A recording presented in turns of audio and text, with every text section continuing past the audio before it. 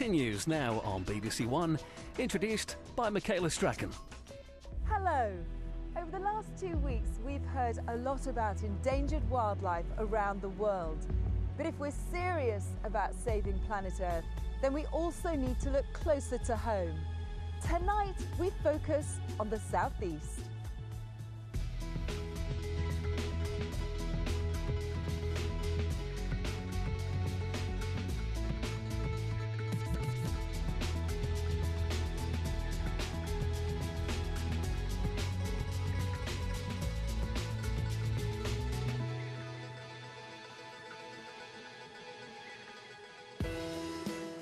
We all seem to spend so much time rushing around, don't we?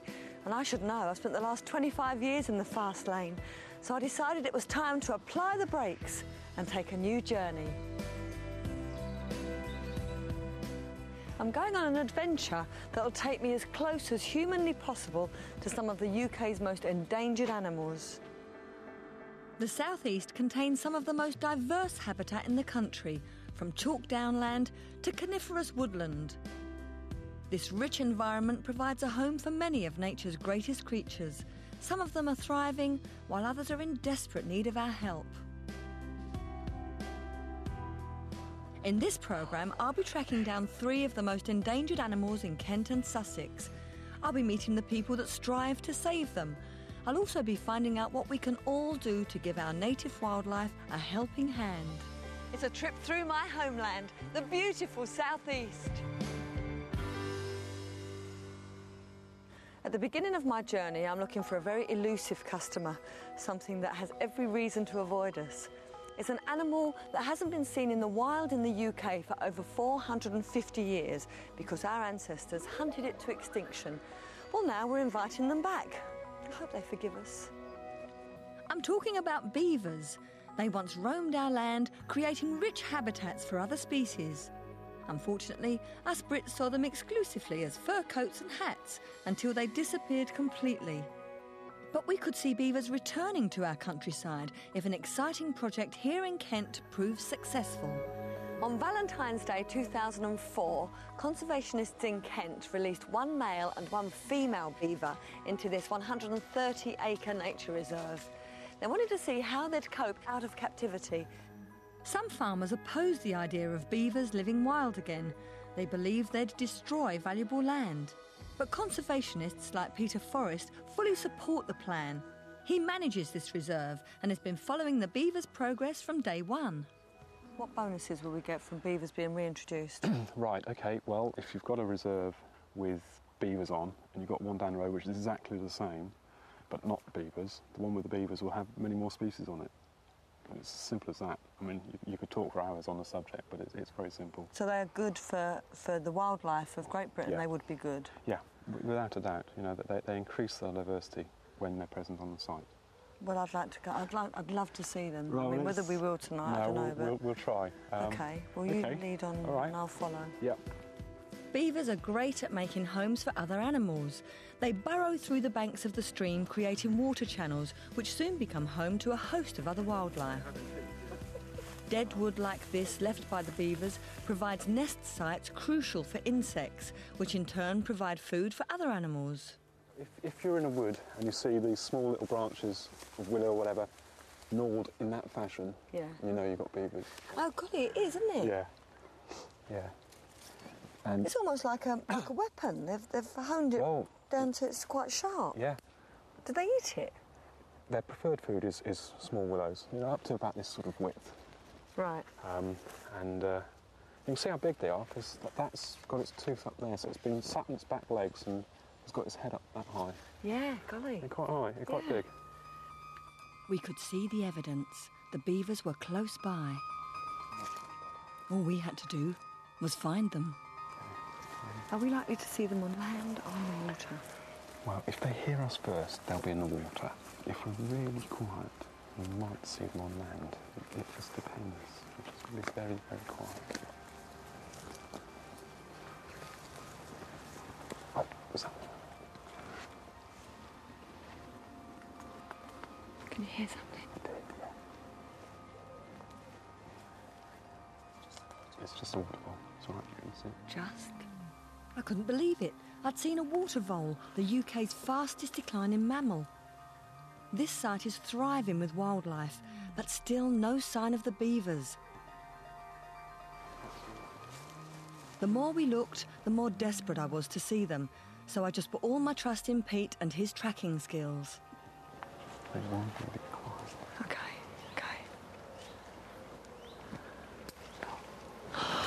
Oh, I can see it. Oh, fantastic.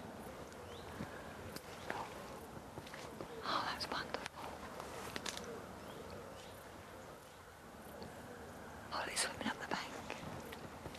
Oh, that's wonderful. Hang on, where's he gone? I'm not sure. Oh, there he is. Oh, I got it. Oh, yeah. Oh, this is a tree. Oh, what's it eating? It's eating the willow herb there. Willow herb? Yeah. The plant on the bank with the pink flowers. Yeah. They don't just eat tree bark, especially in the summer.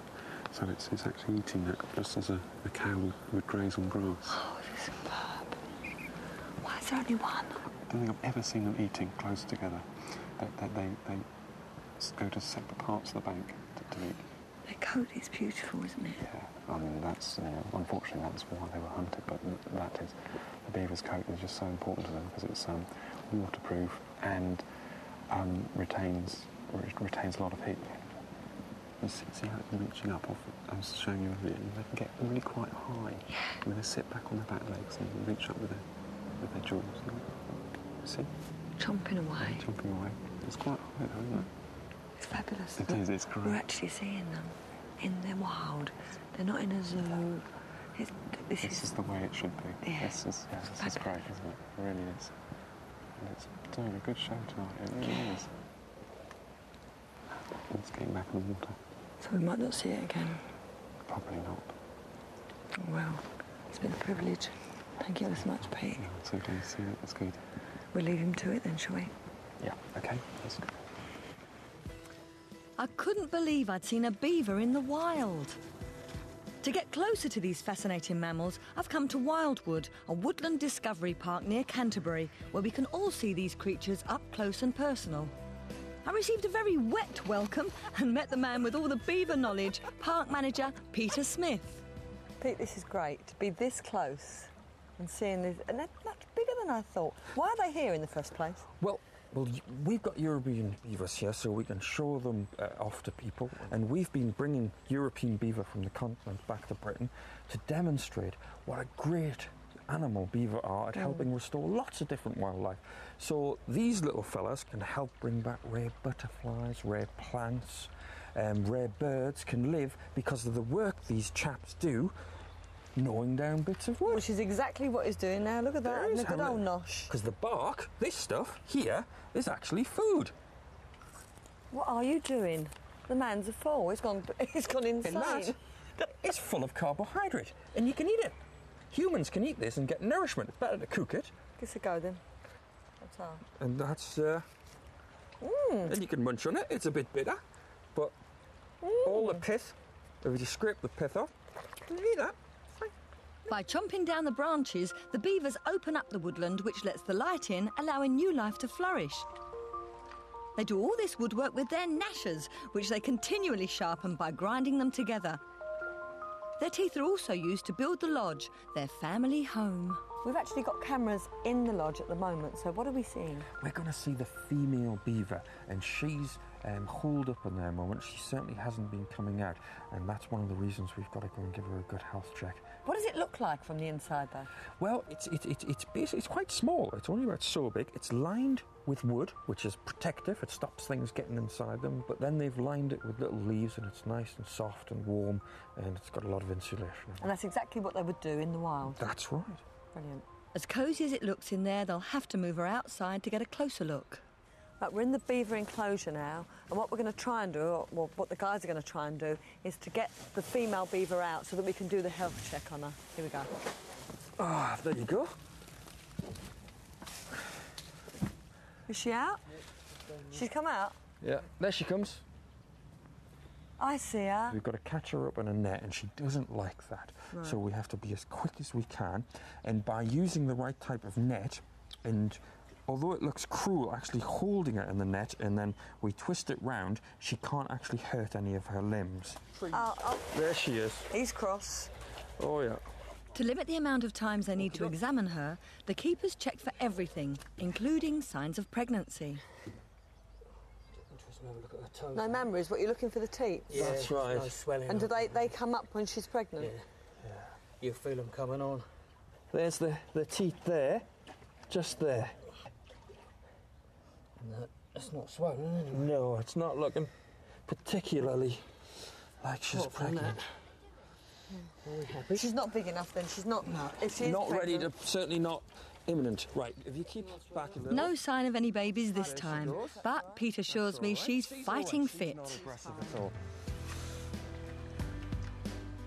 It might be a while before we see beavers thriving in the wild again, but there's plenty we can do to help other aquatic creatures. By creating a pond in your garden, you're providing a perfect habitat for frogs, newts and dragonflies. If you're lucky, you may even attract the attention of a water vole. Why not invest in a water butt to irrigate your garden? By preserving water, you're helping precious wetland habitats that are being drained by man's continuing thirst. For more information on this and other top tips, look out for the website at the end of the programme. Now, I'm on my way to track down a creature many of us know from children's books, but very few of us have ever seen. They're famous for being asleep most of the time, they hibernate during the winter, and they're very, very shy. In fact, they don't like publicity at all. I've been told that there might be some living in here. Wonder if they're awake. These mammals once thrived in woodland right across the country, and in Victorian times they were so common they were even kept as pets. But now they can only be found in a handful of locations in the wild, which is really sad, as they are one of the most endearing animals. I'm talking about the Hazel dormouse, a creature so endangered it needs all the help it can get. So I'm here in the heart of Larky Valley Wood in Kent, where conservationists are giving dormice a second chance to thrive once again in the wild.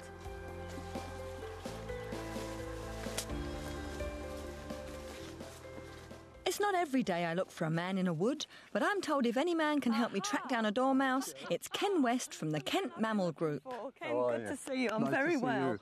Now, as happy as I am to see you, I really want to see these dormice, Right. so lead on. Keep your fingers crossed. And I will. Within Larky Valley Wood, 50 Hazel dormouse nest boxes have been set up to encourage the dormice to make a home and breed. Ken's monthly job is to check each box for signs of dormouse activity. His results help conservationists paint a picture of their numbers throughout the UK. The sheer elusiveness of this creature has made it difficult to find out why they are so endangered. Here's the first box, Cheryl. Ah, excellent. So this is a Hazel dormouse box. That's what are you doing absolutely now? right. We put a bung in there so that if there are any small creatures in, they can't get out. Very brightly coloured bung, I must say. Well, the idea is that you only have one bung with you, because you mustn't leave it in the box, because if you did so and there was a dormouse there, it couldn't chew its way out. Okay, so I'll get the bag ready. Yep. Oh. And we'll move the lid slowly, see if there's any nest in there or any activity. And? Nothing. One snail And a woodlouse. and a couple of earwigs. Never mind, one down, only 49 to go. True.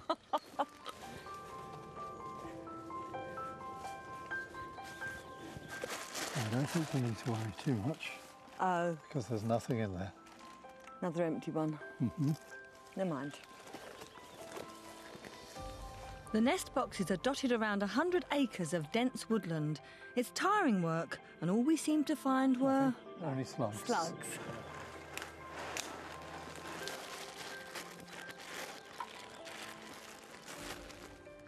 Empty. We've got a wonderful nest in here, but there aren't any dormice. Oh, it is. It's a beautiful nest. Come on, then.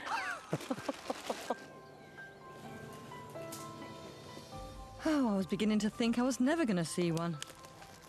Well, we've found empty nest boxes, we've found boxes with nests in, but no dormice. Do you think we might be lucky this time? There was a nest with young in 10 days ago, so there's a strong possibility they're still in there, because they'd only be about 2 weeks old now. OK. Hang on. OK.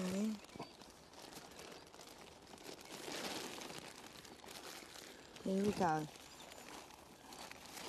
Oh, they are. Did you see them? Did you see them? Oh, look. Oh, look. There's loads of them. Oh, it's fantastic. Oh, my word, look at them. Oh, he's climbing up. Keep the sides of the bag very straight. Very straight, And then okay. they shouldn't be able to get a purchase. It looks like there's 5 young. Yes, I think so. Probably the female's still in the box. Oh, there's one big one there. Oh, is there? Yeah. Oh, that's right. Oh, excellent. Look at these babies. You know, they are an endangered species, and so you're seeing something that most people have never seen before. Oh, fantastic. And in fact, the last 2 years in Kent haven't been very good for dormice, so we've had very few young. What I'm going to do now is catch each one of these dormice one at a time, sex it, and then weigh it.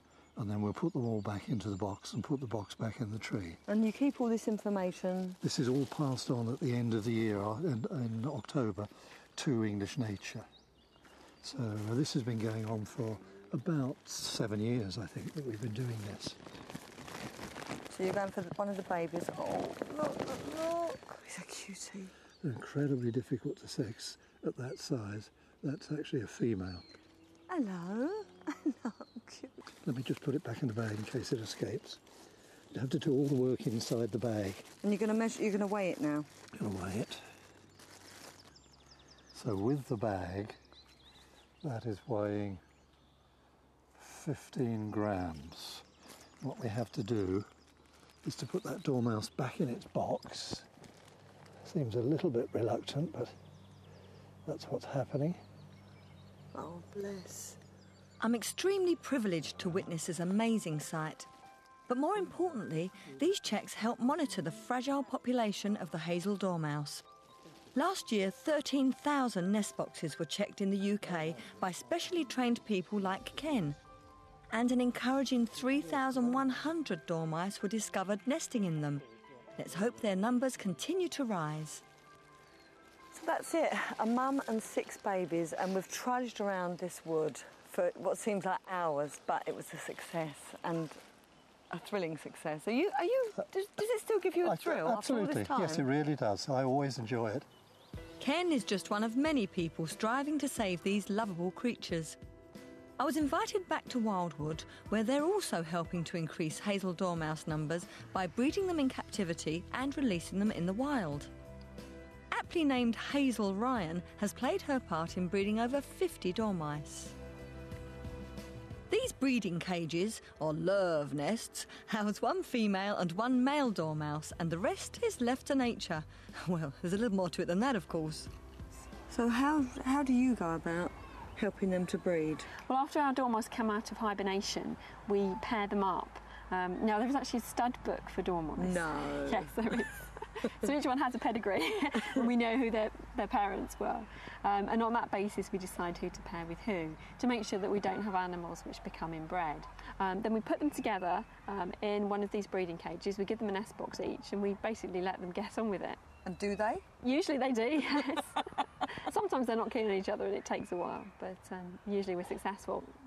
You see how he's got this lovely long bushy tail, and they use that for balance when they're climbing in the trees. Now, dormice are actually designed for climbing on little thin branches up in the trees, and they have these special pads on their feet. I don't know if you can see there. Oh, you yeah. see it? And if you touch that, it actually feels sticky. It's sticking to my finger. And that means they can grip onto really thin branches and get to all the fruits and flowers at the end of them. So what are we going to do next?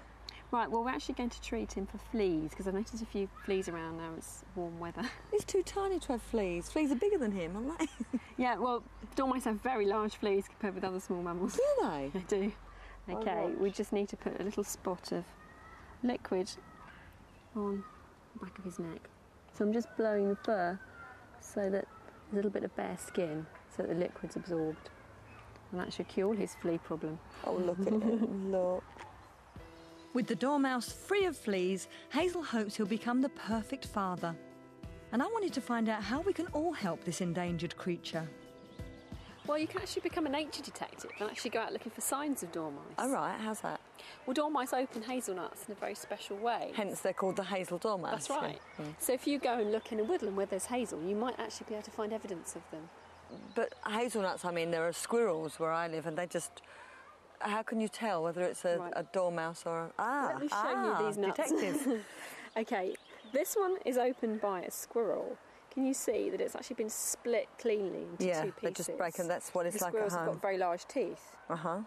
This one has been opened by a bank vole. Now, they make little chisel marks all around the edge of the hole that they make with their teeth, whereas a dormouse opens the knot very, very neatly by making a very round circular hole, which has got smooth edges to it. Ah, it's completely different, isn't it? It is. And then you can send your nuts into your local mammal group or perhaps your local wildlife trust or even your local biological records centre. So they know then, if it is a dormouse that's done that, they know that there are dormice in that area. That's right. I left Wildwood for the final part of my journey, my mission to seek out one of nature's most beautiful insects, the butterfly. To me, they bring back memories of long summer days and family picnics in Kent. And until recently, on a day like today, the countryside would have been alive with the fluttering of their colourful wings. But sadly, today they're not such a common sight. And the culprit that's taken away their habitat, well, I'm afraid it's us, with our houses and our roads and our farming and our pesticides and our greenhouse gases. To put it simply, Britain's butterflies are in big trouble. In fact, their numbers have plummeted so seriously in the last century that 4 of our British butterfly species have become extinct. But thankfully, it's not all bad news. One of the most rare butterflies in the UK is making a comeback, and it's a beauty, the adonis blue. But it's a bit of a high-maintenance butterfly. It can only live on scrub-free, south-facing chalk downland, like here at Malling Down Nature Reserve in East Sussex. In days gone by, the adonis flourished here because the sheep kept their habitat free of scrub. But when farmers abandoned these hills for richer pastures, the scrub grew back, forcing the adonis into near extinction. That is until Sussex Wildlife Trust went back to basics with a little help from these guys. Their job? To graze and graze, cutting back scrub once again for the adonis blue. Modern shepherd Gary Baldock from the Sussex Wildlife Trust and his faithful dogs look after the sheep here. These dogs are fabulous, aren't they? Yeah, little monkeys. Go on. So tell me about the sheep. See, I think of sheep as white, fluffy sheep that eat grass. You're quite right to do that, except these are what we call browsers instead. More like goats than sheep. You know, they climb bushes and stand on their back legs, they're browsers. So they'll eat leaves and woody substances and coarse grasses, rather than just plain grass like you would think sheep would eat. And what difference has it made to the downs? How were they before they brought the sheep on? A metre of chalk grassland could contain up to 40 different species of plants. So if you get a scrub growing over, 2 metres, that's the potential for 80 plants, different species. So these fellas eat the scrub down, and so let the light in, and hopefully the chalk downland plants are recolonise. Fantastic. And have you seen the adonis blue? Yeah, I have, yeah. Is it beautiful? I haven't seen one yet. It's stunning. Yeah? Yeah, absolutely. You'll know one when you see one, because it can't be anything else. So if the sheep weren't here, the adonis blues wouldn't be here? Probably not. So I left Gary to tend to his sheep while I continued my search for the elusive adonis blue butterfly. I couldn't do it alone, though. I needed Steve Tillman's eagle eyes. He also works for the Sussex Wildlife Trust and manages this 200-acre reserve. So what's so special about the adonis blue? It's a really metallic, iridescent blue. It's got a white fringe, and it's got little black flecks that actually go through the white fringe. When you're walking through a piece of chalk grassland, they really stand out to the green of the chalk grassland. They just look They look unnatural. They look as though they actually shouldn't be there. They don't look real. Yeah, let's go find some. Okay. Which way? That way? This Let's way? go that way. Okay. If you keep your eye open, just look out for that iridescent blue. You know, I've just seen one fly off. It's a fair old trek up here, isn't it, Steve? Well, they may be called the Downs, but you do have to go up them. Yeah. I never thought I'd get this excited about butterflies, I've got to tell you. A bit addictive. There's one, look! It's beautiful. It's iridescent. Yeah, fantastic, isn't it? Fantastic blue. Oh, look at that. That is wonderful. But that blue is the kind of blue, if people say, what's your favourite colour, that's it. It's completely unnatural to the surrounding area, isn't it? It just stands out. And yet it's completely different when it's got its wings closed. I'm surprised, actually, they're not eaten by birds more often.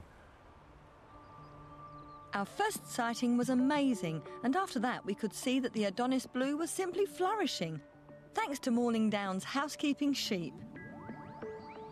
And not forgetting their shepherd, Gary Bulldog, and his 3 faithful dogs, Millie, Mac and Floss. Flossie. Can you see it? I'm thrilled, Steve, that I've been here and I've seen an Adonis blue. It's wonderful and it's beautiful. Thank you very much. Anytime. Mission accomplished. While the Adonis is making a comeback, other butterfly species are having a hard time. Dr. Dan Hoare from Butterfly Conservation dedicates his life to protecting these delicate creatures. Dan, great work is being done here for the Adonis blue, but the overall picture for butterflies is not looking so good, is it? No, it's not. They are generally in decline, so 7 out of every 10 of our British species are declining. 7 out of 10, wow.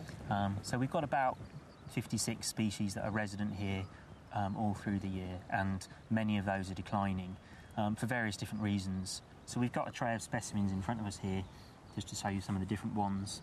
And this one, for example, the checkered skipper, has actually now gone extinct in England. It's still found in a few places in Scotland, but it was lost from England in 1976. But these specimens were all collected 50 or 60 years ago, and there's really no need to collect them anymore when we've got really good digital photography. People can go out in the field and enjoy them and take photos home instead. And how important are they to the animal kingdom? Well, butterflies are a really good indicator of how wildlife is doing. They're a barometer of how healthy our countryside is. And a countryside that's full of butterflies is full of all sorts of other things, all sorts of bees and wasps and other insects, but also birds and mammals and other things that feed on butterflies and moths and things like that. So how can we help them? Well, anyone with a garden or a window box can help butterflies thrive. Why not turn your green space into a mini nature reserve? By planting certain flowers, you can tempt over 20 species of butterflies and other wildlife into your garden.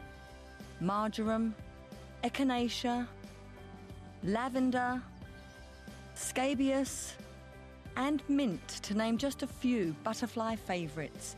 And why not let areas go wild in your garden?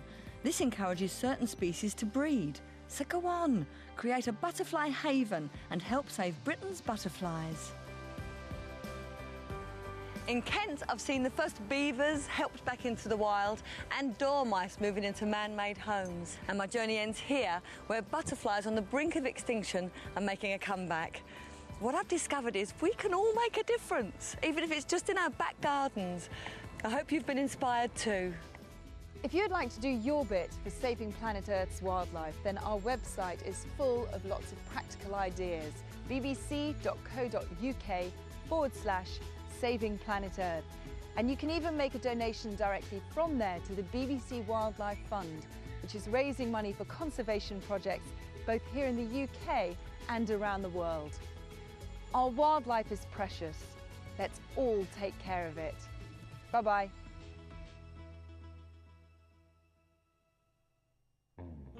The one to watch tonight. I kept thinking, well, I'm not bonkers. Anyway, how could I possibly be a successful QC and be that completely stupid? Discover the real Sheree at 9 here on BBC One.